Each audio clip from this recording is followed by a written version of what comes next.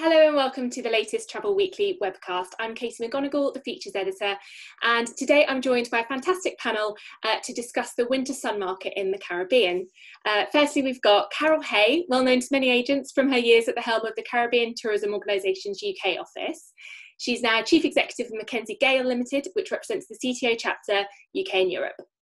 Next is Patricia Charlery-Leon, St Lucia Tourism Authority's UK and European Director. It's a role she first took up in 1998 before working with a number of Caribbean hotels and returning to the St Lucia Tourism Authority 3 years ago. Last but not least, we've got Nadine Rankin, Joint Chief Executive of AMG, a hotel and destination representation company. Agents might know her for Nassau Paradise Island, Tobago, Playa Hotels, Starfish Jolly Beach in Antigua. There's also Coconut Court in Barbados, Calabash Cove in St Lucia. So you've got quite a range of Caribbean clients there. So thank you all for joining us. We really appreciate you taking the time. So this week in Travel Weekly, we have a feature on winter sun holidays. Now, obviously, the summer market has been, absolutely decimated by coronavirus. I think a lot of agents and a lot of the trade in general are pinning their hopes on some kind of recovery for the winter sun market. So we'll have a chat about what the prospects might be for that. Firstly, perhaps, would you be able to give us a bit of an update on the latest situation across the Caribbean? I guess, borders and hotels are still closed, flights still suspended. So perhaps we'll start with Carol on this one. What's the latest situation and what impact is this having on the region when it's so dependent on tourism for its survival? Well, Katie, thank you. The situation with the Caribbean is as it is globally. Our borders are closed and we are following the global protocols. Obviously, most of our countries are islands and are accessible, with flying in. So we're in the same situation. Our borders are closed, and also the international carriers are not yet flying. So we are not receiving visitors. Now, as far as the virus is concerned, well, of course, the Caribbean has been impacted, but we've received really positive feedback about how the region on a whole has handled the virus. And if I can just check my figures, we've had approximately 23,000 cases, reported cases, right across the Caribbean, whether it's Dutch, French, Spanish, English. And deaths, well, every single death is important to us.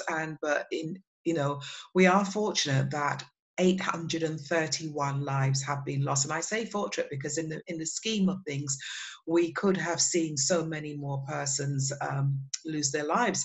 But that's the situation with the Caribbean. Closed right now. Yes, coronavirus is there, but we have managed to keep the number of deaths down. Looking forward to doing business now. What's been good is that because of the strategies that the Caribbean has put in place, a number of our destinations have declared that they have been virus-free for a matter of days, weeks, in some cases up to a month. I'm just going to say that includes Trinidad and Tobago, Belize, St. Lucia, Dominica, St. Kitts and Nevis, the Turks and Caicos, British Virgin Islands, St. Bart's, Anguilla, Saba, St. Eustatius, and Bonaire. Those countries in the Caribbean have said yes, they are virus-free. And of course, we've heard about the risk of there being a second surge anywhere in the world. So the Caribbean is really being mindful about all that's needed. And there was a recent article on the BBC that said that because the Caribbean in the past has had to deal with other crises, such as hurricanes or mosquito-borne diseases, we in actual fact do have the ability to mobilize all our essential services to deal with this and any other crises. And we've certainly reflected the level of collaboration we have right across the Caribbean during this current outbreak. Yeah, absolutely. That kind of crisis management experience comes to the fore in situations like this. And Patricia, perhaps you can update us on the situation in St. Lucia. And again, what's the impact on people who work in tourism, those businesses and people whose livelihoods are dependent on tourism? Yeah, I mean, St. Lucia's position is that we have had 18 cases of coronavirus and all those cases have recovered. Tourism is key to the island. It has been for many years. It currently contributes around 65% of GDP. So obviously that's big. That's a big number. But as a destination, what we've always done is put the safety of our citizens and visitors at the top of the priorities.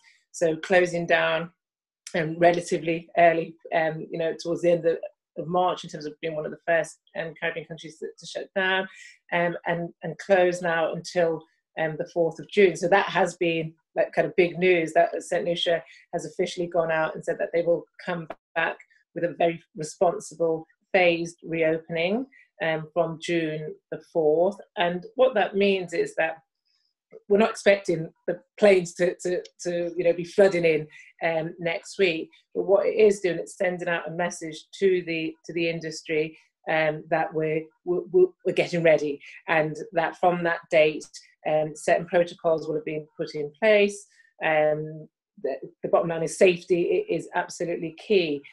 So for instance, St. Lucia's developed a step-by-step guide to explain those protocols, and they start from the airport, from where you're arriving in from, right through to that experience, all the way to the hotels and those potential tours that guests might be able to follow. And what is key at this stage is that we still require a COVID-free test, basically within the last 48 hours.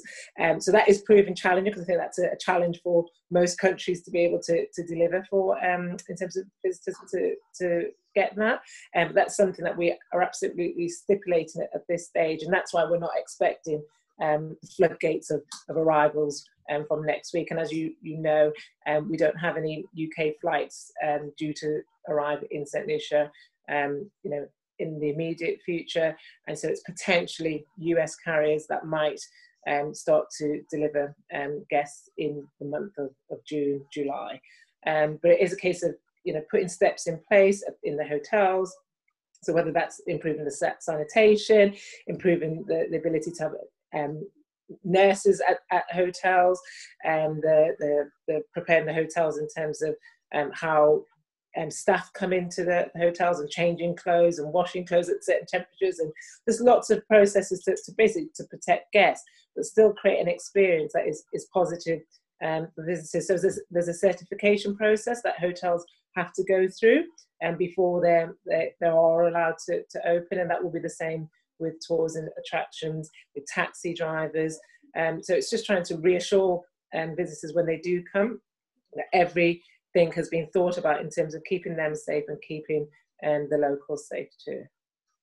Absolutely, yeah. It sounds like there's a lot of thought that has to go into this in terms of looking at how we do things a bit differently. And Nadine, you've got clients, both tourist boards and hotels, so you must be very involved in this. You've seen it from both sides. So what is the current situation with your clients, and what are they looking to do to start to take those first steps towards reopening?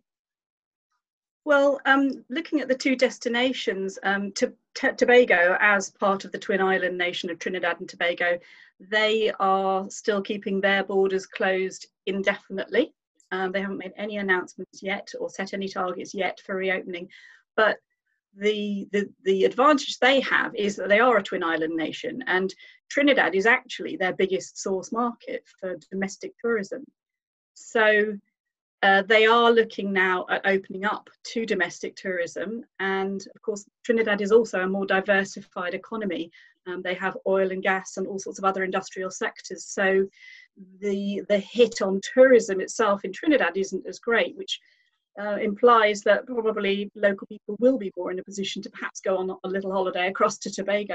That gives them a chance to practice to some extent the protocols that they are all beginning to introduce, to look at how the domestic flights operate between Trinidad and Tobago, all the protocols in the airport and all that sort of thing. So it will be interesting. And what's lovely about that also is that it does support smaller hotels as well. And they're the ones, small family-owned hotels that really, really suffer badly and struggle with this kind of situation. And thankfully, if domestic tourism comes back soon or quicker, then they will probably reap the benefits of that.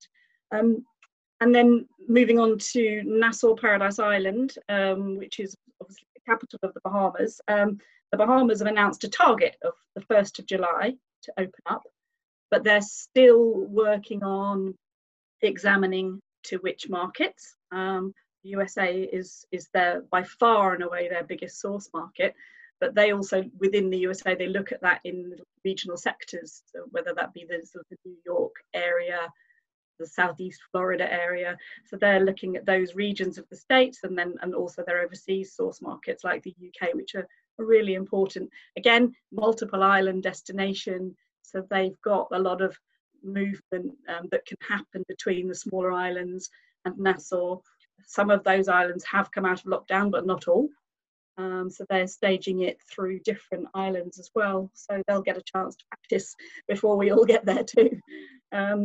So yeah, and then on the other hotels, you know, I think that the bigger chain hotels, they do have a resilience. You know, a lot of them have corporate backing, and they are, I mean, a lot of the agents who are watching will have seen various big hotel chains announcing hygiene protocols and putting out lovely videos, almost, you know, romanticizing the fact that they've set out all these hygiene measures in their hotels, which is very clever, and it does give you confidence. I think it's fantastic. It's a shame they've had to do it, but so yeah, I think the larger, particularly the big all-inclusive hotels, they have to get it right, and they will get it right. Yeah, and we've seen a number of the bigger chains in particular, as you say, announcing those measures. I think you use the exact right word, their confidence. That seems to be the key thing here. So obviously we've talked about, you know, what the destinations are doing themselves and the hotels to try and kind of welcome visitors back. What, Carol, perhaps starting with you, what do you think needs to be done from our side, from the UK side, to restore travellers' confidence in going to the Caribbean, and you know, also to other long haul destinations, not just the Caribbean? People's confidence in travel, and particularly long haul travel, does feel like it's been dented. So what can we do in the UK to restore that confidence? Well, I think the very first thing will have to be the government guidelines, because that really is what is going to restore confidence. We need to be sure as to what's going to happen when we get to the airport, what's the entire procedure that we now have to go through. And we also need to feel confident when we're on the flights as well, that they have gone through the entire cleaning process in the turnarounds. I know that some flights have quite quick turnarounds, but we need to be confident that the seat that we're getting into, the table we're touching, and all the equipment has been cleaned. And then once people arrive in their destinations, they want to be sure as well that the protocols overseas are similar to the protocols that they experienced at home, so that, you know, they're keen to know that people are being checked on arrival, etc., or if certificates are needed, proof of vaccination. So whatever the law is, I think we want to know what it is, how we go about it. If it is that people need injections or some kind of proof to travel, then it has to be accessible to families as well. So I think this is one of those issues where we could have a wish list, but really it's going to be down to the government guidelines. And I think guidelines as well globally. This is one time we need universal collaboration between all countries to ensure that right through the whole visitor journey process, there is this feeling of knowledge, safety, and compliance. Now, once that's in place, we of course need to look at working with our trade. There has been many changes right now in our UK travel industry, in terms of agents being furloughed, not being sure about their future, tour operators working on relationships with the hotels that they've been selling for years and now not being sure. So I think we also do need to sit around the table, look at all the stakeholders in the industry, in the distribution right now of travel, not only the Caribbean, but globally. Look at the partners that we're working in and ensure that we agree on the protocols as well, because both Patricia and Nadine have spoken what needs to be done in the destination, in resorts, and this is all going to be keen. Right now is the time as well for us in the industry to continue to upgrade our skills. And I'm not saying we're going to take on massive stressful training programs, but there are certain skills and expertise that we can sharpen our edges on. Product knowledge, destination knowledge, hotel partners, compliance, all the things, because I've realized that in going through any crises that the visitors do rely a lot on the travel agents to know what the regulations are. We've experienced it in the past when, say, for example, we had the Zika virus, or when we had a hurricane. People want to travel. There is risk in traveling, but people just want to know what the levels of compliance are. So really moving forward in building confidence, it's going to be based on knowing what the government wants, knowing how to access whatever we have to do, full compliance. And finally, when we return back to the UK, I think people are a bit worried about talks of 14-day quarantines at home. And the reality is, how realistic will it be? Because some will, some won't. How are you going to police it? So I think, again, it's so important that whatever the guidelines are, they're manageable and people are able to be compliant. And that, I think, is going to be one of the key ways in really restoring confidence, not only in the trade, not only in the Caribbean, but the traveling public as well. Yeah, and it seems communication is really at the core of what you're saying there, communication within the industry, communication with clients. Mm-hmm. And Nadine and Patricia, do you have plans to actually go out there to your clients, to the trade, with any kind of message to try and rebuild that confidence? Yeah, I mean, I think, that was the only point I was going to add to Carol's, great explanation of what we kind of need to do and what you need to do to build confidence. But I think communication is going to be absolutely key. And that's communication, I think, from us as tourist boards, tourism authorities. It'll be the media. I mean, I think the media plays such a, obviously we could see it with the big news story this week. The media plays such an important role, and it's getting the media on board and on side. And I think, tactically, I think when, flights do come back to the Caribbean, I think there's a great opportunity, and I've been told this so many times, that what we need to do as destinations is put some good rates out there for the trade, because it's often the trade that after crisis are the ones that bounce back and travel and then share those experiences.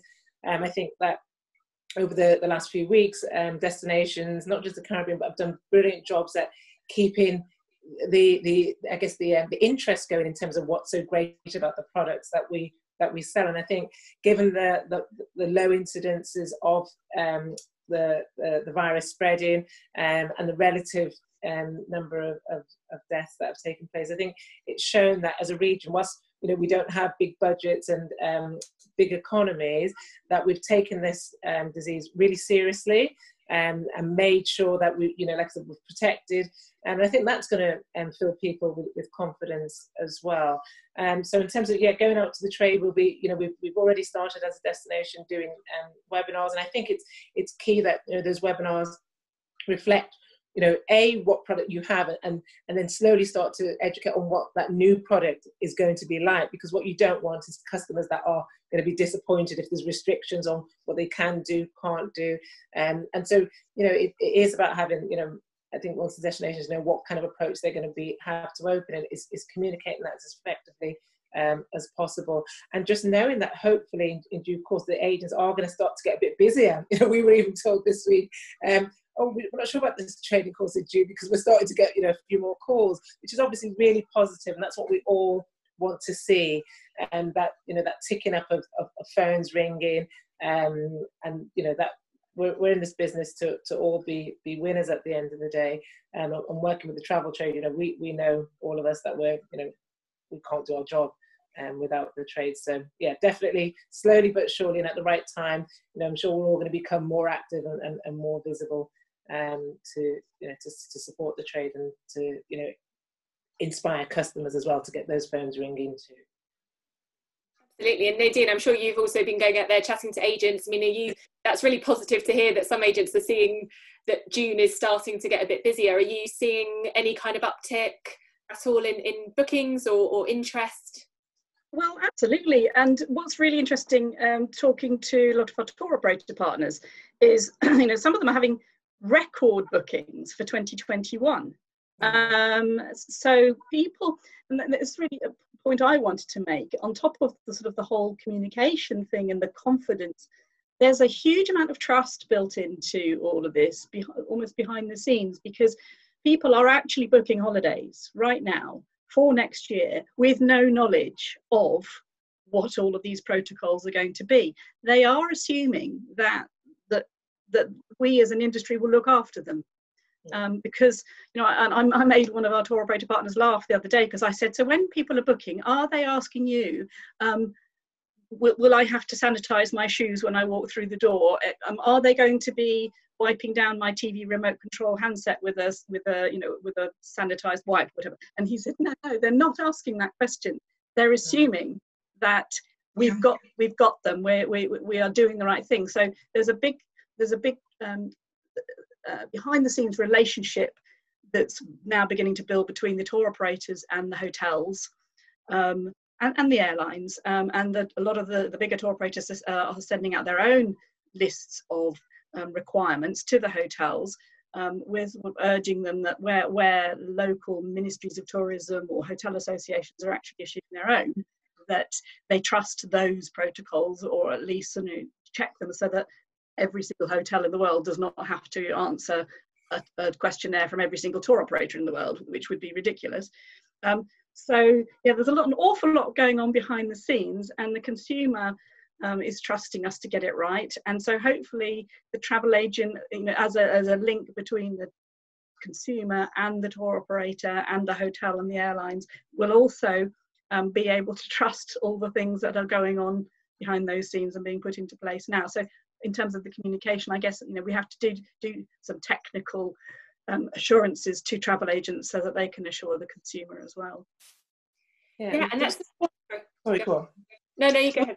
There was just one thing I wanted to add as well. I mean, in this world of Zoom that we've all got so used to, I think what's been brilliant, and I think again just a message to agents and to my fellow colleagues here, is that I think what's going to be key is about adaptation. So about a week ago, I had an agent call or email the office and say, I potentially got a wedding for 2021.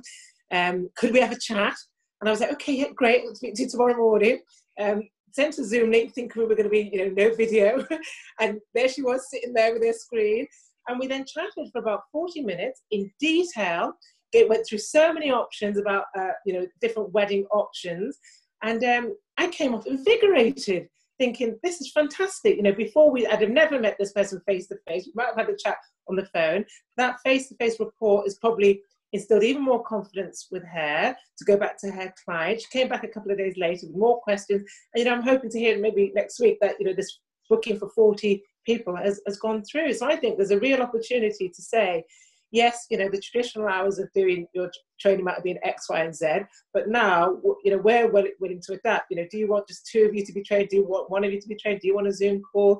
I think it's up to agents to ask and us to basically to deliver. And I think that's what one of the positives of this situation will be, that you'll maybe get even stronger relationships, more face-to-face relationships, but in a different way. And it's quite exciting. Yeah, I mean, we're all sort of, getting used to the new Zoom world, and it remains to be seen exactly how we roll out some of these measures in the longer term, but it definitely represents some opportunities, doesn't it? Yeah. And I wanted to pick up as well on, Nadine, it's really interesting that you're saying that you're seeing or you're getting feedback about lots of bookings for 2021. I mean, that's fantastic news, and does show that there is appetite out there for travel. Is there any prospect for the 2020 winter sun market? I mean, is that out the window, or are people still feeling a little bit of confidence returning for sort of October, November, December of this year? Sure, yes. I mean, the bookings have started. Some are putting out offers from September onwards, but in reality, the bookings are starting in more significant numbers from November onwards. So the consumer is booking. They do want to travel. There is a lot of pent-up demand right now, because it's still fairly low numbers, and the airlines aren't filling up yet. The prices are really, really good.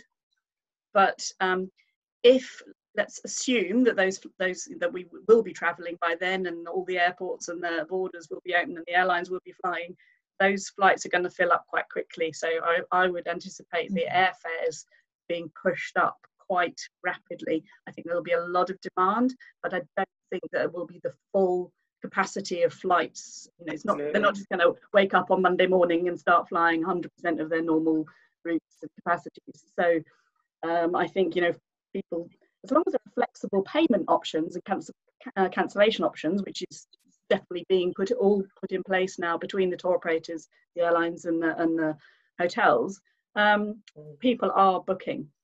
And so I think the winter's actually going to be, it's not going to be 100% capacity compared with last winter. It can't be, but it's going to be very strong in my mind. That sounds positive. Yeah. And Carol, I mean, you know, are you getting the same kind of feedback from across your members? Well, not only from our members, but through data as well. We've been working very closely with Forward Keys and the research agency, and they have shared some stuff and some information with me. And definitely for the final quarter of the year, things are picking up. December is looking great, not in comparison to what it was in 2019, but certainly in comparison to how things have looked since April. December is doing well, and they were even able to give us an indication as to some of the destinations that people are inquiring about right now. And off the top of my head, I do remember that it was the Dominican Republic, Cuba, Jamaica, and the Bahamas are the destinations that come to mind from what I read yesterday at another presentation. So yeah, the final quarter, we should see some turnaround, not where we want to be, but it will be encouraging. Definitely for the folks back in the Caribbean, you know, who work in the industry, it will be encouraging for them. And also they've shared some of the figures looking into the forward bookings for 2021, and it definitely, you know, reflects on what both Patricia and Nadine have said. All things being equal, fingers crossed, you know, we would be looking forward to a very, very positive 2021, where we should at least, you know, get to where we were in 2019, where the Caribbean on a whole did see over 4% growth in 2019.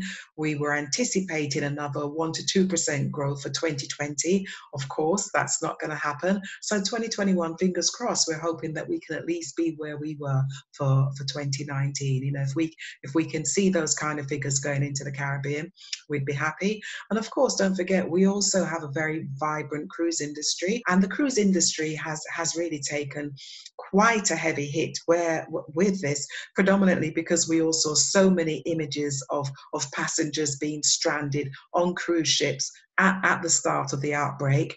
So yes, you know, they've got a lot to do, but generally it's looking good for the Caribbean in terms of staying in our hotels, in our destinations, cruising the Caribbean, and also yachting around the Caribbean. Haven't got all the figures on that yet, but normally the yachting sector is one of the fastest sectors to recover in the Caribbean because it is quite independent. So there's some good prospects for the Caribbean, and definitely want to work with the trade to do the absolute best we can, not only for the Caribbean, but for them as well. Yeah, again, that sounds really positive. And you're quite right to identify cruise. I mean, obviously that's a huge sector for travel agents, you know, huge part of their market. So what kind of measures, we talked about some measures being put in place at airports and hotels, what kind of measures might we expect from cruise ships to allow safe kind of shore excursions? Are you guys having to work with the cruise lines on how to actually implement that when they can start revisiting your ports? Of course, everyone has learned, you know, from this. So, you know, standards will continue to be measured and checked out. But one of the interesting things as well in speaking to some of our DMC partners across the Caribbean is the fact that for tours and stuff, we're going to have to look at social distancing. And if you think of some of the attractions that we've got across the Caribbean, you know, we're going to have to start looking at this from a far more sustainable perspective in terms of social distancing, in terms of protecting the environment. So a lot of things that we do in the Caribbean will change because our customers are going to demand it. They're going to want more privacy. They're going to want to feel safe. And even on how we do the buses and the bus tours and just having people seated, you know, people who don't know each other, packed in, sitting tight, etc., for tours and excursions, having a great time. We're going to have to look at some of the protocols, dare I use that word again, behind some of the tours and excursions. Yeah, that makes sense. And Patricia, I'm sure this is sort of all coming into phase 2 of your plan. I mean, you mentioned earlier the kind of initial reopening. What might we expect from St Lucia in the kind of ongoing phases? Well, I mean, to be fair, I mean, the phase 1 runs through to the 31st of July. Phase 2 is 1st of August to 30th September, and then we call phase 3 at the stage as 01 October. I mean, to be fair, at this stage, we've only committed to opening the airports at this stage, and there is no update in terms of the seaports as yet.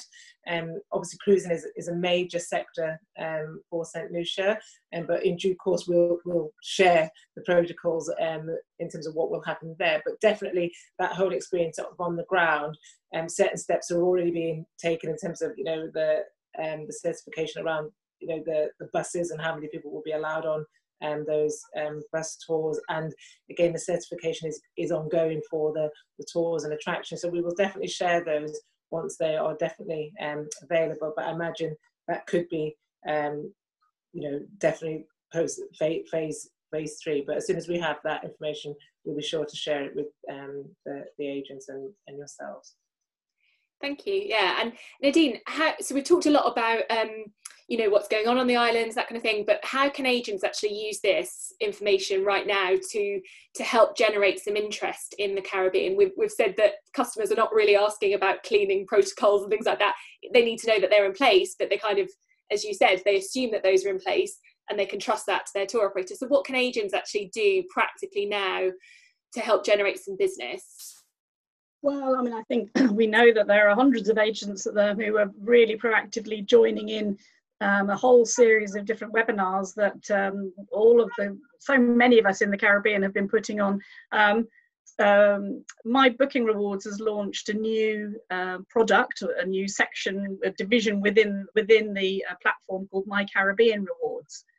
So any agent can go onto mycaribbeanrewards.co.uk and sign in and see all of the Caribbean reward programs that have been on there, and more destinations and hotels are joining it now, with lots of different incentives. But more importantly right now, because obviously you're not going to earn an incentive until people actually start traveling again, there have been lots of webinars.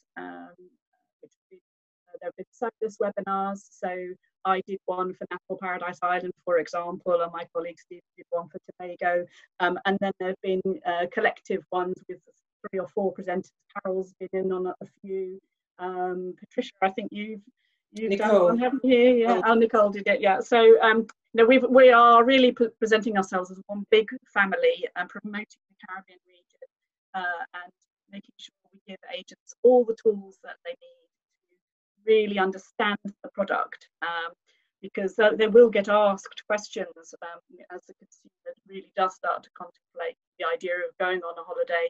I think they will, you know, but many will ask questions. How many swimming pools are there? Will the swim up bar be open? What can I expect? What kind of meal service am I going to be able to expect? So these webinars are actually going, you know, they've been very, very well attended, and we've loved the interaction, the questions getting from the agents. So that to me is one of the best things an agent can do, using their time now if they're not busy, if they're not overwhelmed with cancellations and so on, yeah, until they can start booking again. Get really genned up on as much detail as possible. Absolutely, that's a really good message. And Carol and Patricia, you both mentioned training as well. Is there anything else in addition to participating in the fantastic wealth of webinars and other things that are out there? Is there anything else agents can do? I mean, I think, again, just in terms of keeping absolutely up to date is going to different destination websites as well, because those FAQs are changing on a daily basis, and those updates are being put on each of our websites on a daily basis. That's really important to do. I think also maybe just contacting the different tourist boards for, you know, maybe images, maybe connecting and sharing the different initiatives. So, for instance, the CTO had an initiative to win a holiday, and they had the Caribbean Dreaming campaign. We've had a 7 minutes in St. Lucia, so every couple of days, on a Tuesday and a Thursday, there's inspiration there to watch videos, and maybe just literally connecting with each of us and different hotels and destinations, and finding out what can they share with their clients to inspire. I think that's quite key. And yeah, maybe just add more discussion. There's that great website, Travel Gossip, is just having moments on there where maybe they're sharing great ideas of when they've been on fan trips, just to motivate each other. But I do think that slowly, even being in the UK, I think generally we're starting to feel as individuals a bit more optimistic, and the fact that we can go out a little bit more and things are going to change slowly. I think that naturally that helps all of us. It helps the trade, it helps the consumer. So I'm confident, and I'm always an optimist, always a half full kind of girl, and that we will, slowly but surely start to feel empowered and get those bookings through and that interest. There's a lot of assets out there, because everybody has been providing lovely things like this Zoom background that you can see. This is Paradise Island in the Bahamas, and so we've seen some research which shows that the consumer is actually weary of brands talking to them about COVID or using COVID as a sort of the lead part of the message to show how sort of empathetic they are and so on. So I think a lot of the destinations are just inspiring, providing information. On the NassauParadiseIsland.com website, there's a whole choice of Zoom backgrounds that you can use. There's lots of little video clips that you could put onto social media. We're looking forward to welcoming you back kind of message. But the information about the COVID-19 protocols and the borders opening is on that website. As Patricia said, go to the destination website. It's there to be found, but we're not pushing it down people's throats. Yeah, it's staying engaged as well as informed, isn't it? And then also using that content, the great content that's out there, to engage with your customers. We've been continuing to write our destination features in Travel Weekly with a tag of inspiring future travel, because exactly as you say, agents are wanting to actually still keep talking to their customers about what they might be able to do next year. And Carol, did you have anything to add there as well? No, I think it's basically being said, but I really do agree. Share as agents who have access to their clients, social media and other handles, share as much information as they can. If we're having competitions, encourage their clients to enter, and also we've been promoting a lot of things that can be done from home, whether it's yoga, cocktail making, learning how to make Caribbean style banana bread. There's so many things that people can do that they can engage with from their homes, and we just encourage the agents to be aware of these activities and to share it with their clients, because it's all part of our theme, where it's all about Caribbean dreaming. That's what we've been pushing, and through that, we've just been getting as much information as we can into the marketplace, the videos, the Spotify playlist, the activities, and just really saying that the Caribbean is waiting, and when the time is ready, these are some of the great activities you can take part in right in the Caribbean. And that's been the message for us, because we understand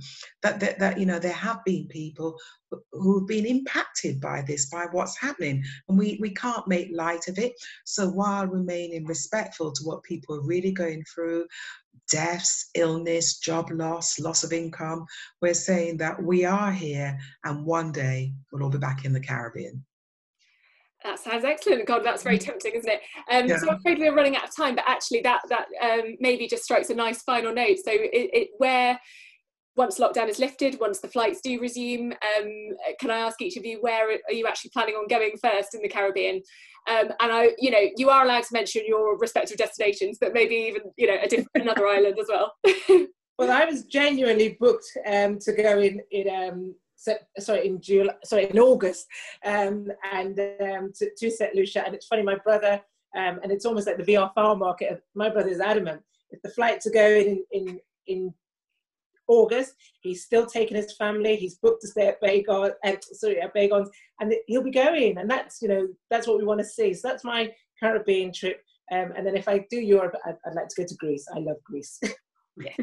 And I was supposed to be right there right now, it's because it's half term right now. So my son and I, we were doing, when I do training for Nassau, I tell agents that they might be surprised to learn that you can fly to the Bahamas with Air Canada and do a stopover in Toronto, and then it's a 3-hour flight from Toronto to Nassau. And I've mentioned so many times, I've told them that it's one of the best airfares, it's one of the most affordable ways of getting to Nassau. So I thought, months ago, I thought, you know what, I'm going to do that because I've never been to Canada. So we were supposed to be in Toronto on Saturday, Sunday, Monday, Tuesday, fly to Nassau on Wednesday, and today we were going to be on the beach. Canada and Nassau. Yeah, hopefully you get it rescheduled. Yes. Well, for me, in the Caribbean, I was definitely planning to go to Antigua. Love Antigua, got lots of friends there. So I was planning to go to Antigua with my daughter, and we're still going to probably do that in July, August. And for Europe, it's probably going to be Portugal. I really fancy Portugal this year. I need to stock up on my port as well, as to add to, I've got a rum collection and a port collection. So I'll make my way to Portugal or to Porto. That sounds like an excellent way to spend a holiday. Well, thank you all very much. Those all sound like very tempting trips to take after lockdown. So if I can join any of you, I'll be there. Excellent. So thank you all very much. Thank you to Nadine, to Patricia, to Carol for joining us. And thank you very much for watching. We'll see you on the next Travel Weekly webcast.